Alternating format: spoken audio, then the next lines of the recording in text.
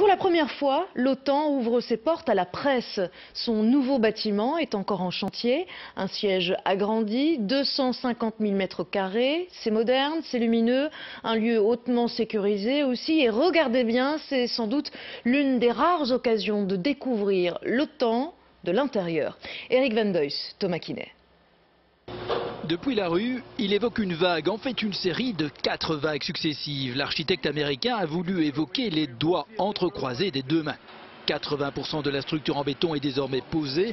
Cet hiver, le futur bâtiment de l'OTAN sera entièrement sous toit et fermé. L'ancien terrain du premier aéroport belge porte désormais 250 000 mètres carrés de bâtiment. Un bâtiment stratégique, premier des impératifs, la sécurité. Il y a notamment une protection de tous les endroits où il y a du personnel, une protection contre des explosions à l'extérieur du bâtiment. Et pour cela, on a dû renforcer les façades tout en gardant suffisamment d'apport de lumière de jour dans les bureaux. Les délégations des 28 pays seront installées aux derniers étages. Malgré les murs de verre, pas d'air conditionné. En été, de l'eau fraîche circulera dans les plafonds pour refroidir le bâtiment.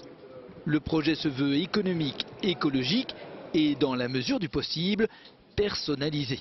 Ainsi, dans ce showroom, les pays pourront venir choisir leur porte ou la couleur des tapis, ou encore la taille des open space, une révolution pour l'OTAN. On travaille non plus uniquement, j'allais dire, par grade et niveau de grade comme un peu à l'ancienne en termes militaires, mais plus par type de fonction. Donc des équipes qui sont amenées à travailler sur des projets ensemble vont par exemple travailler dans ces open space.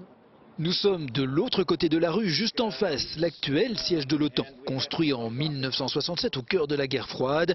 Cette fameuse salle 16, celle de toutes les réunions internationales, fleure bon les années 60. Comme tout le bâtiment, elle n'est plus adaptée. Ça, c'est à peu près la place disponible entre deux personnalités.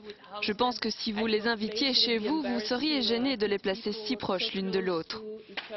Entretenir ce quartier général construit à l'origine pour 10 années devient toujours plus lourd et coûteux. Dans 3 ans, les clés en seront rendues à la Belgique.